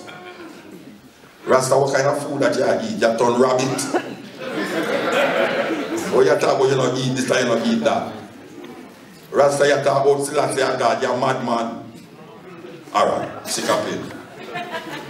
Fast forward to the 20th century, 21st century. We see America legalized ganja in a more than 20 odd states. You see, Colorado is one of the main places now where you can buy and sell ganja. And the money where them earn from ganja since them legalize it is more than what they will ever make from all of the taxes where them collect. We see them have a thing now named medical marijuana. But that's sweet word. Because them don't want to say a ganja, them say. You know what marijuana is? It's a Spanish word means Mary Jane, you know. It's a racist name, you know, Mary Jane. Because the Mexican, them never like, you know, and them use to cuss because the Mexicans them smoke ganja and them say, wait, what them a behave so? And them call it Mary Jane, marijuana. But ganja is now decriminalized in Jamaica. You can walk with 2 ounces of ganja or 5 plants in a yard. And police come in there and don't do nothing. So now Mr. Rastaman goes up, puff it back, puff it. It's sweet, this one. It's sweet, baby. But then you say, the reason why we say what we say, actually, we are mad people who smoke too much ganja. But guess what? It's not every Rasta smoke ganja. It's weird, you know. Because there's a stereotype where they put my Rasta over here. So, Rasta, when I smoke too much ganja, and that's all some mad. Look on the head. Look how now go on. Look how now goes the last year gone. Then what they would have said about me when never smoke ganja yet. Me never smoke ganja for me bad. And me I say the same thing with the ganja man them I say. So something wrong with thinking. Because me I say the same thing and me don't smoke ganja and the man they say the same thing with me where them smoke ganja. Them have to rethink what them I say. Because now me say them a plant ganja up at the University of the West Indies. In the university them a plant ganja. Because they want to have medical marijuana. Because they find out, you know, there are certain things in the ganja that can aid with a whole heap of the sickness there. Peter Tosh. Yes, I. For years, I said, legalize it. And I will advertise it. Good for glaucoma, good for this, good for that. And them ignore it. No, Peter Tosh. It's like a hero now. In a Colorado, Peter Tosh like he's a Saint Peter Tosh. Canada, by the end of the area, them going to legalize ganja in Canada. So the Canadian them is in Jamaica now. Because everybody say Jamaica is the best ganja. And them now come now, and I come in and I come in. So one of the things that my Rasta used to deal with now is no more a taboo. I don't know about South Africa, because South Africa move forward now to look at certain things. Alright. So it's Rasta that come up with that, you know. And people, I mean, really, some manner of things with them say against Rasta because of ganja. No. Rasta, them say Rasta ear lapse. Lord God, the worst thing a you can do in a Jamaica is just have come in here and talk about him at Don Rasta. They run out the picnic out of the house. Run out the picnic out of the house.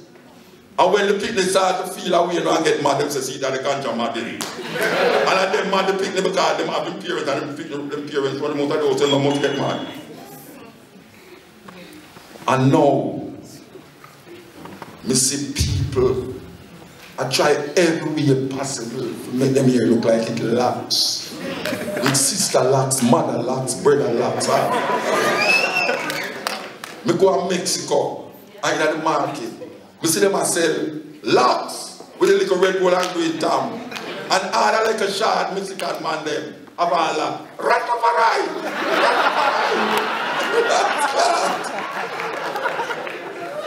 When them see me up, hey Rasta, Jamaica, Bob Marley, Mr. Bob Marley,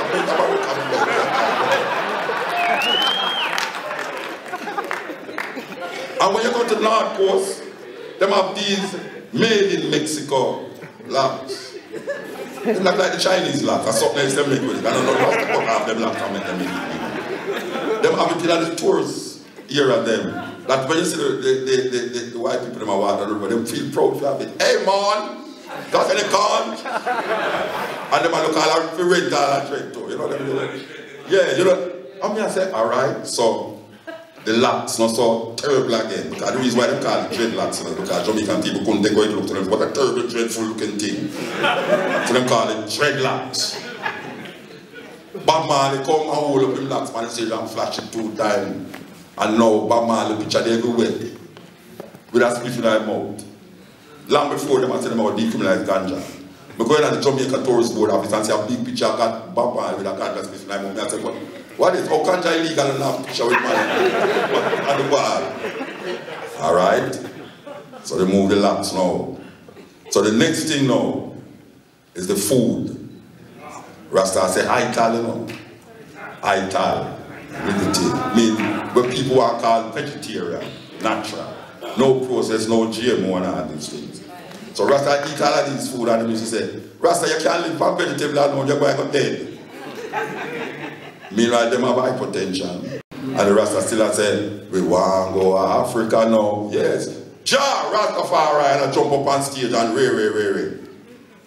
Now we see most people that turn to vegetarian diet, most vegetarian places. People are going to the doctor and say, doctor say, I must cut down on my salt intake. The doctor say, I must eat more vegetable and fruits and less red meat and all these things. And then I have a thing named vegan vegetarian and lacto-vegetarian. What kind of madness is that? A lacto-vegetarian is one who eat like drink milk, cheese, and maybe fish. Look here. Vegetarian come from the word vegetarian. Fish don't grow on trees. You can't be a vegetarian and eat fish. So take that out of your head totally. Take that out of your head totally. Just say, boy, right now, we eat a lot of vegetables and fish. It's white people that come up with these things, you know. It's white people coming up with these things. Vegan, vegetarian means say, like when you go up, first time when you go up and play, you can't get certain food, let them have to take what you give them here. Now you can order before, you know, VGML, vegan meal, you can have Chinese dinner, you can have shops, you know, all this thing. So you go up on the plane, now you won't starve for 16 hours like me. On the plane, no, it's not to hear. You understand? Alright. So, them have vegan meal. It's Rasta popularized that in the Western world, you know. The Western world. Because India didn't have vegetarian meal for a long time. And lots. Because I have some people in India named the sadhus. Well, lots. But Rasta, lots, ganja, and vegetable thing is Rasta. Bring that up. Rasta. Rasta hell, you know. Yeah, you don't like Rasta. I mean, it's not clap to, but you don't like Rasta. Because when you hear me talking about make your people go down Rasta. Yes, I like him from afar. I am the man you love to hate. I used to sit down in the slums of Ghost Town and Trench Town, Bakawal. No clothes to hide my nakedness. Filth and mosquitoes, smelling, biting 400 years of black flesh, scarred by whips and sticks. I am the man, locks entangled in your nightmares of Medusas and Gorgons, unkept religious belief that bears the side of your Jesus in the sky. Your vinegar has turned to blood, your water to mud. Crucifix, choking on your life of neocolonialistic attitudes. Yes, I am the man that came in clouds of conscious smoke, choking you to death, yet not killing you. My eyes seeing a black God, casting doubts in your mind about your unexposed spiritual being. Black shadows, casting clear pictures of an existence drowned by false concepts of reality. Black was beauty until I walked with my bare feet, touching your tarry pavement of sadistic heat. You would have accepted I, if only I came via Time magazines and Vogue. If only you were exposed to life beyond your middle class gate. Yes, I am the man you love to hate. Look, I am now your next door neighbor.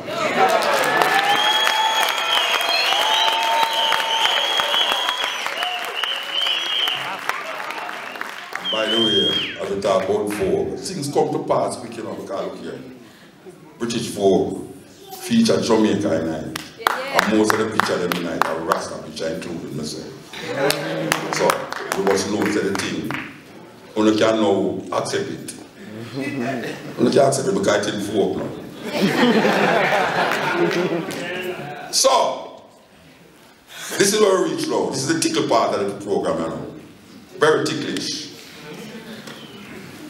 We can't back now to how black people get old in a belief system that control them to the point where everything them do, It's like a car lit down a man and the man foot broke. One foot broke. And somebody come over the man and say, oh, thank God he never broke him 2 foot. I mean, really? A man dead in the accident and your family then said, thank God you never dead. So one to the man who dead. And God killed the man who dead. And God make your foot 1 foot broke, but he never make your other foot broke. Come, he must thank God because he never broke 2 foot.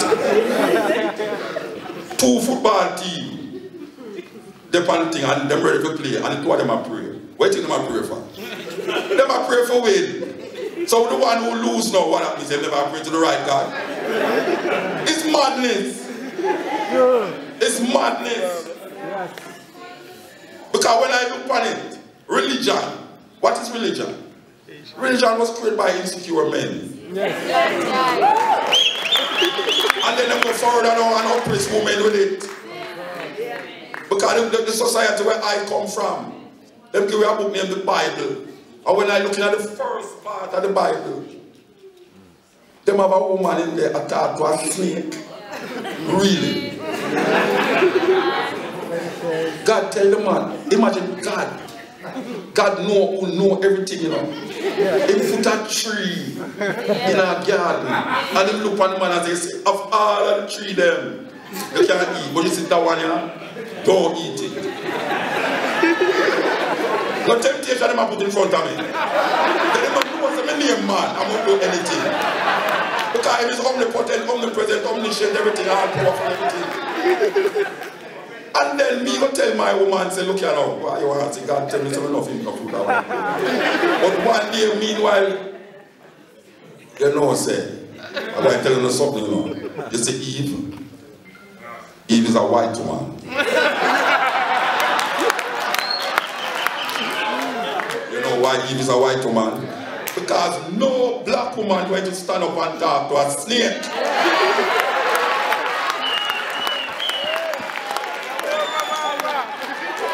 Snake attack, nigga.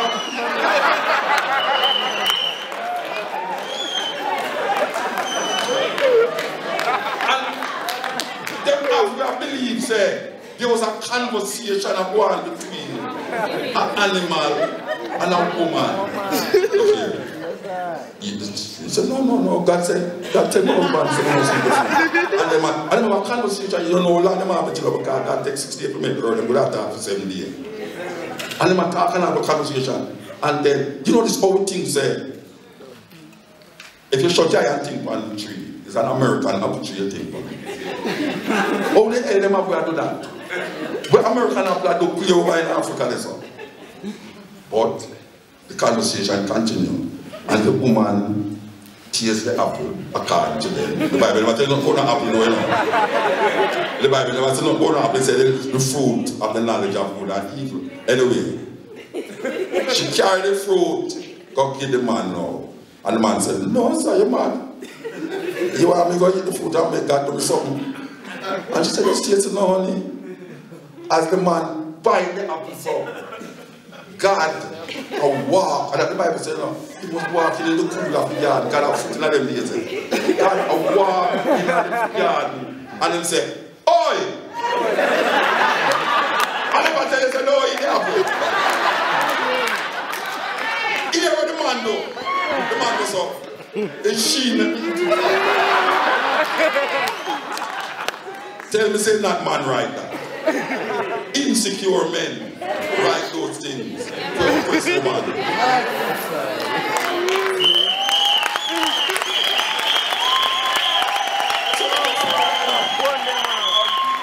Yeah, he go further because you know. God turned to the woman and said, cursed shall you be. In childbearing you shall have pain, and the snake, serpent shall bruise your heel. So, them want me to believe now, say, the reason why women feel pain is because of a curse. And him turned to the man, and him said, by the sweat of your brow, you shall eat bread. What name bread? God.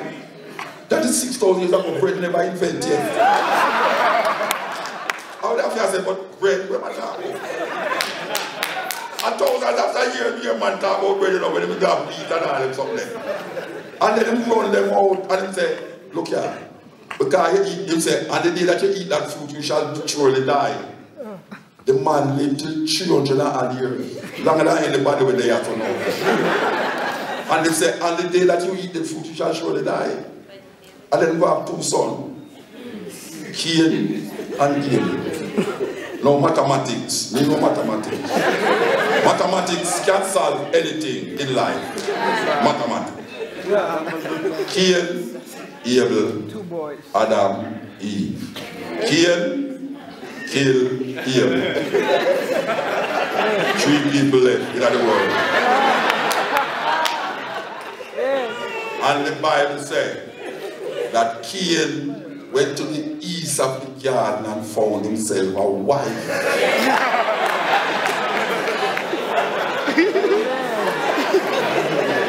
Isn't it with black people? Black people make the preacher become like a demigod and a god. That you don't question them. So anything when them say, even though you never read it, because most black people never read the Bible, but them have the Bible. And that is the trick in the trade now, you know.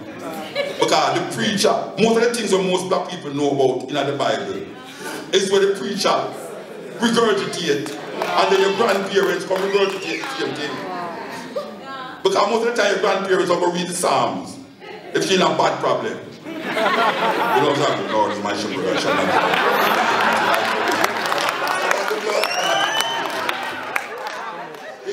Like when you read the Psalm without heaven. I mean, faith can carry a long way, you know. Faith. You have to have faith. Faith without works is folly. You have to have faith. But faith can't move mountains. You have to have bulldozer. So, where Cain, and the problem with the story. The problem with the story, you know, is that the one who made the mischief, one of them was a vegetarian and one of them was a hunter.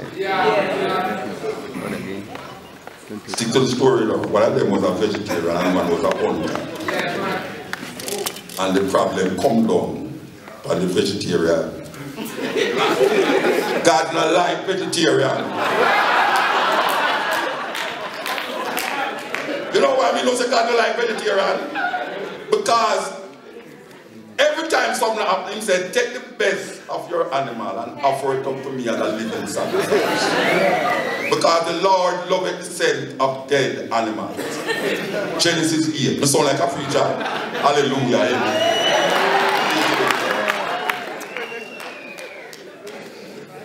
Where we get them story from? Snake attack. Anybody ever hear about the Asante Kingdom in Ghana? Yes. They have a story about a spider named Anansi. Anansi the spider. Great stories in Jamaica. Anansi always play some trick on the people. But those stories are almost like allegories, like parables. There's a greater meaning in the story. It's not like a spider talk. Most Christians, if you tell them, say, you believe that in Ghana, spiders used to talk and tigers used to talk, they must say, no, that is an African folk tale. Yeah. Then why is it that the snake attack is not a Jewish folk tale?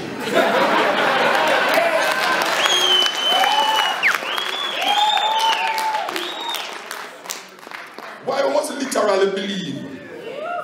Why we must literally believe that a man in a mountain attack to a burning bush and the bush attack back to him? That is madness, that is insanity, that is bad ganja.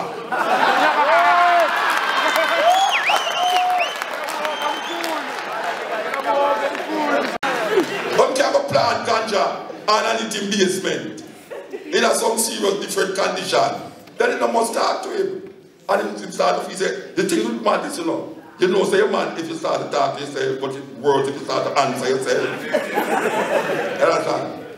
And them have your beliefs, say, a man go and take him around and throw him on the ground. And it turn a snake.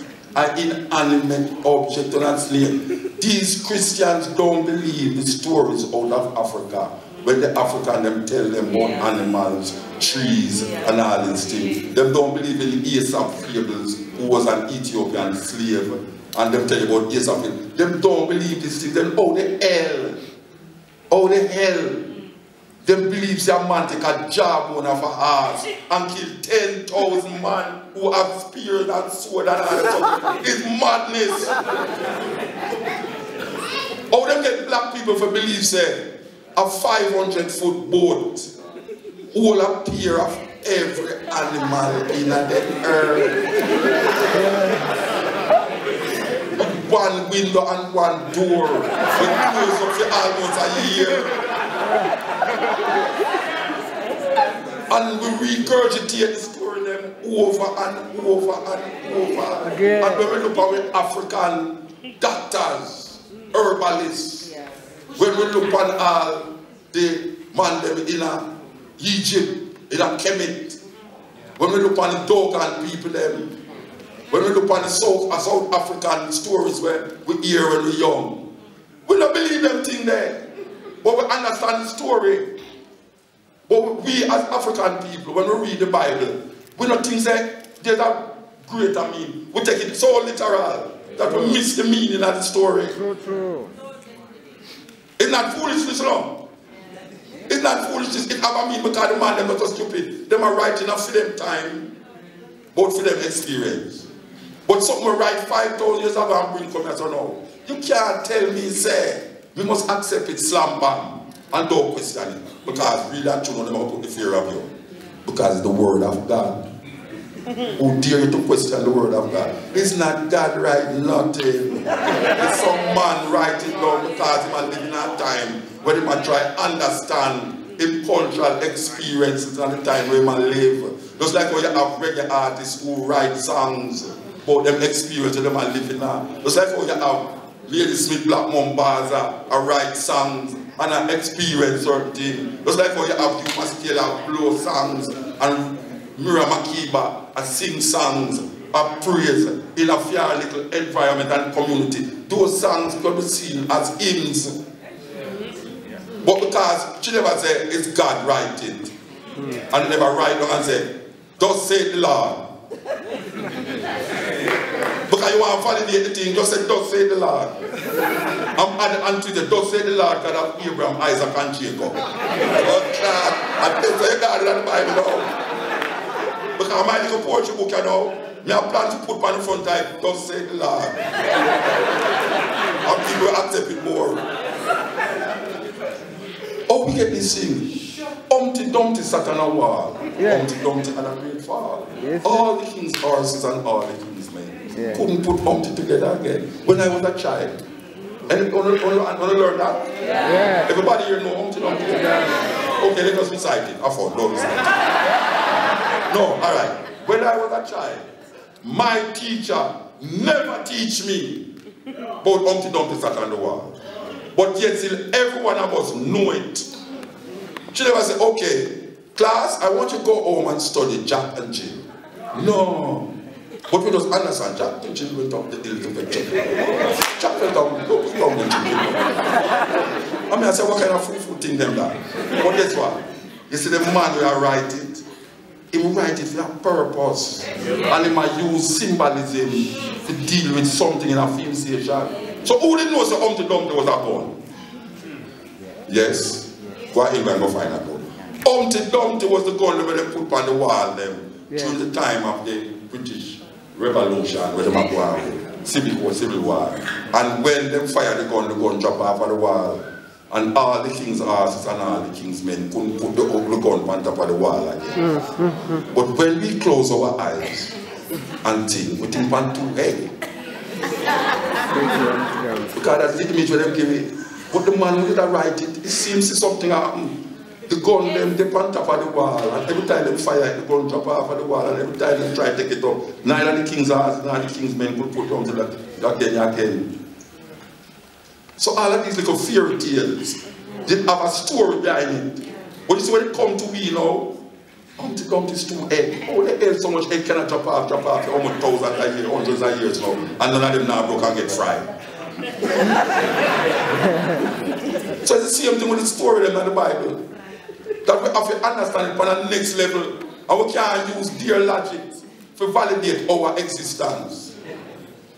Because we are different people, Africa, Europe, Asia, different cultures. Africa is not a country, it's a continent with 50 different countries. The leaders, the politicians, them don't study African history for use it for help them political ideology. True. Them go to Europe go study and take European things if you come here so come deal with the people them business. It can't work. Yes, sir. It's not going to work. What happened to the vast amount of history where Africa have? The institutions, the family structure. We need to go back to those thinking ideas. It's not so we're going to show everything where we have that or now. But we must have to incorporate some of our belief system in the way how we govern ourselves. We can't have politicians, them go to Europe, them go study, them come back, and them take tea for money and go back to Europe with them wife and go and store go buy Italian shoes. And them just up in a coat every day and choke up them from I heard them nick from there. And them wife come back, wait. Look at how you stay. You can't even wear a good shoes, made in China shoes, you could have wear. Them not wear made in China shoes unless them come amongst you to make them look like them there with you. Them put on a Chinese shoes and then come amongst you and say, see, it's joke business. And every 5 years, voting go on and then come with some little concept where you say, yes, but I believe in that now.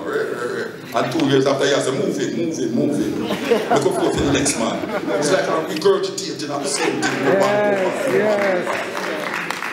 We need some leaders who listen to the people. And in order to listen to the people, you have to understand the culture of the people, the history of the people. And the way of the people is the culture of the people. Culture is not just dancing and singing. Culture is the highest discipline in a study. Sociology, every religion comes from a culture. Anthropology is the study of the human being in the environment. It comes from culture. You have to understand these things.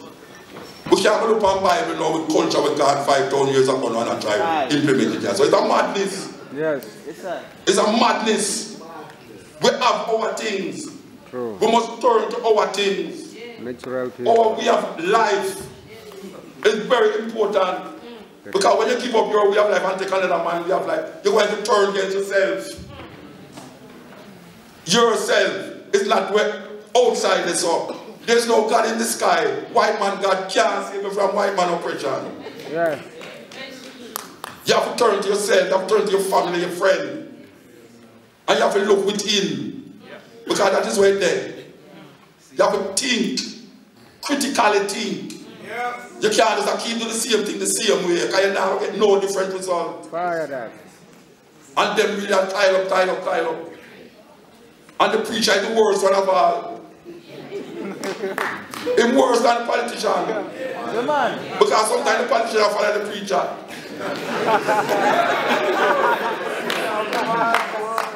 Politician promise you good living when you're alive. And the preacher promise you good living when you're dead.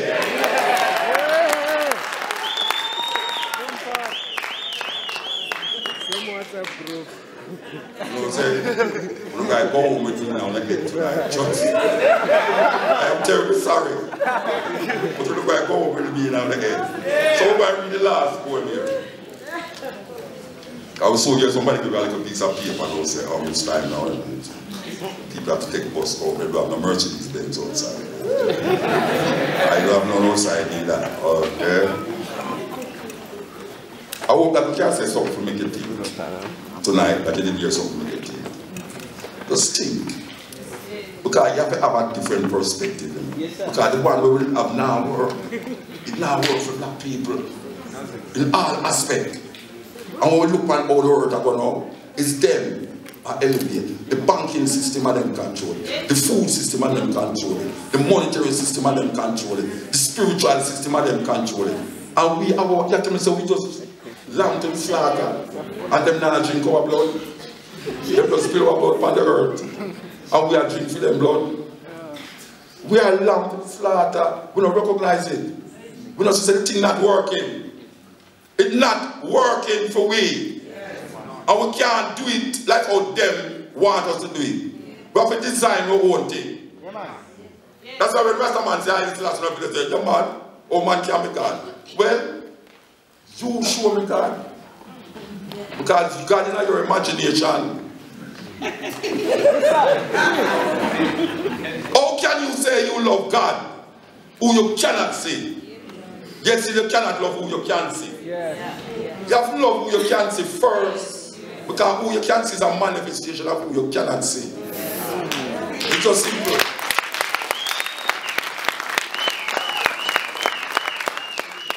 So human beings have to find a divinity in human beings. Because we don't find a divinity in ourselves, while we look outside for that divinity. There's no divinity out there to look for. Because good and bad is concepts of man. The concept of God comes from man. If there was no man, there wouldn't be any concept of God. So all of these concepts come from man thinking. So when I say, hey, I don't say foolishness. It comes from my thinking. Tell me which part your own come from. This poem shall speak of the wretched sea of mothers crying for their young swallowed up by the sea. This poem shall say nothing new. This poem shall speak of time, time unlimited, time undefined. This poem shall call names, names like Lumumba, Kenyatta, Nkrumah, Hannibal, Akhenaton, Malcolm, Garvey, Haile Selassie. This poem is vexed about apartheid, racism, fascism, the Ku Klux Klan, riots in Brixton, Atlanta, Jim Jones. This poem is revolting against first world, second world, third world, division, man-made decision. This poem is like all the rest. This poem will not be amongst great literary works, will not be recited by poetry enthusiasts, will not be quoted by politicians nor men of religion. This poem is knives, bombs, guns, blood, fire, blazing for freedom. Yes, this poem is a drum, a shanty, mama, Igbo, Yoruba, Nyabingi warriors, Ohuru Namibia, Ohuru Soweto, Ohuru Africa. This poem will not change things. This poem needs to be changed. This poem is a rebirth of a people, arising, awakening, understanding. This poem is speaking, I've spoken. This poem shall continue even when poets have stopped writing. This poem shall survive you, me. It shall linger in history, in your mind, in time, forever. This poem is time, only time will tell. This poem is still not written. This poem has no poet. This poem is just a part of the story. His story, her story, our story. The story is still untold. This poem is now ringing, talking, irritating, making you want to stop it. But this poem will not stop. This poem is long, cannot be short. This poem cannot be tamed, cannot be blamed. The story is still not told about this poem. This poem is old, new. This poem was copied from the Bible, your prayer book, Playboy magazines, the New York Times, Reader's Digest, the CIA files. Shall be called boring, stupid, senseless. This poem is watching you trying to make sense from this poem. This poem is messing up your brains, making you want to stop listening to this poem. But you shall not stop listening to this poem. You need to know what will be said next in this poem. This poem shall disappoint you because this poem is to be continued in your mind.